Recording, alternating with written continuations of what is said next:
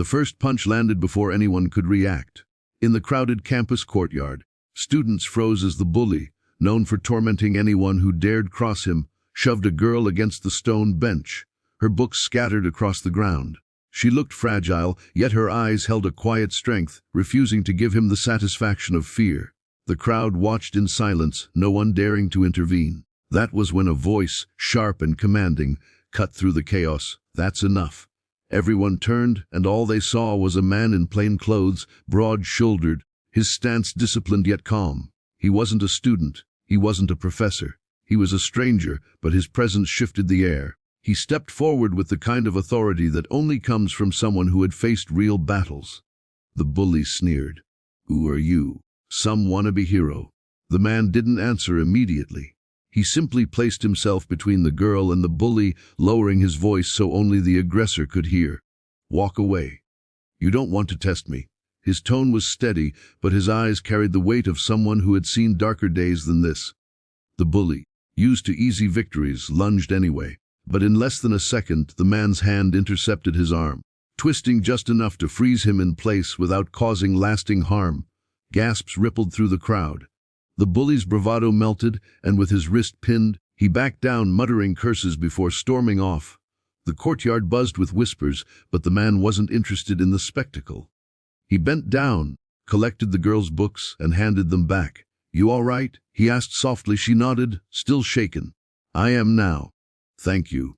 What the man didn't know, what no one around knew, was that the girl he had just defended wasn't just another student. She was the daughter of a powerful CEO who ran one of the biggest corporations in the state. Her family name carried weight, but she had chosen to keep her identity hidden, wanting to experience college as a normal young woman. She hated the idea of people treating her differently because of who her father was.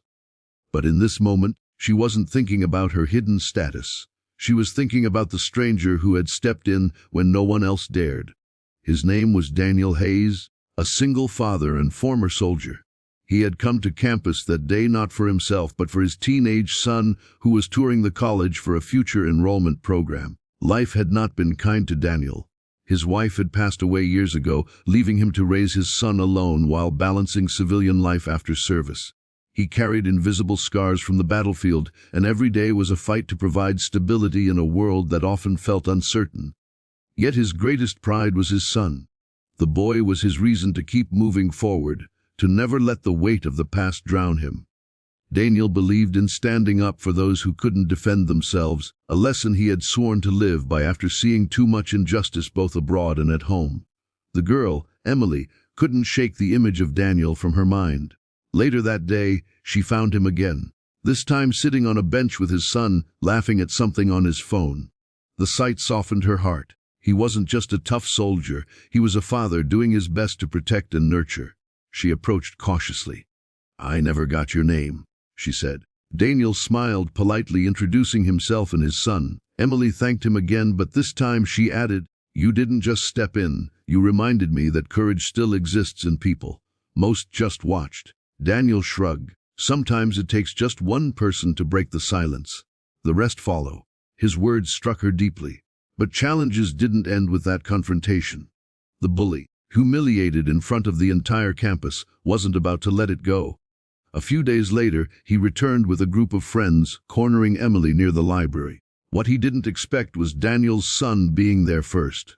Though much younger and smaller, the boy stood firm, calling out for help and refusing to leave her side. When Daniel arrived moments later, he saw not just a repeat of the attack, but his son's bravery in protecting someone who needed it. This time, Daniel didn't have to intervene with force. Campus security had been alerted, and the bully's reign of intimidation finally ended with disciplinary action.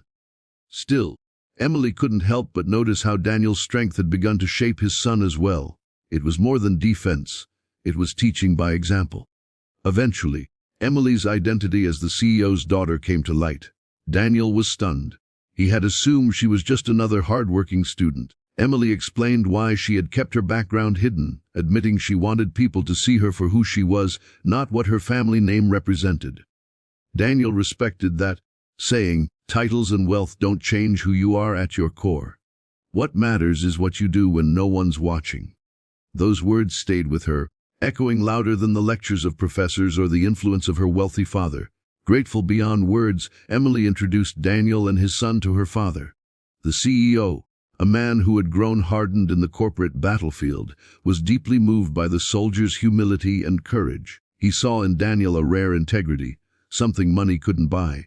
Soon opportunities opened for Daniel, not because of charity, but because his values aligned with what the CEO wanted in the people around him. Daniel, however, remained grounded. His focus was never on power or wealth. It was always on raising his son right and helping others where he could. The story of what happened that day in the courtyard spread quietly but powerfully. Students whispered not just about the bully's downfall, but about the man who reminded everyone that stepping in matters. Emily carried that lesson too, using her influence in subtle ways to stand up for those without a voice. And Daniel, he walked away with something more valuable than recognition. He gave his son a living example of courage, kindness, and responsibility. In the end, this wasn't just a story of a soldier protecting a stranger. It was about how one act of bravery rippled outward, changing lives, breaking silence, and inspiring others to stand a little taller. Sometimes, heroes don't wear uniforms anymore. Sometimes they're single fathers quietly doing the right thing, unaware that their actions are echoing far beyond the moment. The courtyard was alive with chatter, laughter, and the sound of sneakers scuffing across the stone floor. But all of it stopped in an instant when the bully shoved Emily hard against a bench. Her books tumbled like broken pieces of glass, scattering across the ground. A murmur of shock rose from the crowd, yet no one moved. No one stepped in. Emily clenched her jaw, determined not to let him see her fear. That was when a voice, sharp and steady, cut through the silence. "That's enough." Heads turned. A man, mid-30s, broad-shouldered, and standing with a soldier's poise, walked into the circle of frozen students. His eyes, calm but unwavering, locked onto the bully. "Step away," he said firmly. The bully smirked, puffing out his chest. "Who even are you? This is none of your business." The man didn't flinch. He took a slow step forward, placing himself between Emily and her attacker. His voice lowered, commanding but even. "It became my business the moment you put your hands on her. Walk away now." The bully, fueled by bravado, lunged forward to shove him. In a flash, the man's arm moved, precise, controlled, effortless. He twisted the bully's wrist just enough to immobilize him, holding his ground without raising his voice. The bully hissed in pain, but the message was clear. Around them, the crowd gasped, phones half raised but forgotten in the presence of something far more powerful than a fight. The man released him, stepping back with quiet authority. The bully, red-faced and humiliated, staggered away, cursing under his breath. The courtyard fell silent again. The man bent down, gathering Emily's books and handing them to her. His eyes softened now, his tone gentler. "Are you all right?" Emily's voice trembled but carried strength. "I am now. Thank you." She studied him. He wasn't a professor, wasn't a student. He was different. Strong, yes, but there was something deeper, like he had carried weight heavier than anyone here could imagine. His name was Daniel Hayes, a single father and an ex-soldier. He had come to the campus with his teenage son Ethan, who was touring colleges for the first time. Life had tested Daniel in ways few could understand. He had fought battles overseas, returned to bury the love of his life, and raised his son alone. Every scar he carried was a reminder of survival. Every decision he made revolved around Ethan. He never sought recognition, never craved attention. His mission was simple: to protect and to guide. Emily couldn't shake the moment from her mind. Later that day, she saw Daniel again, this time with Ethan. They were sitting on a bench near the admissions office, laughing together, sharing a milkshake like two best friends. It wasn't the image of a hardened soldier. It was the image of a father, tender and present. Emily walked up, clutching her books to her chest.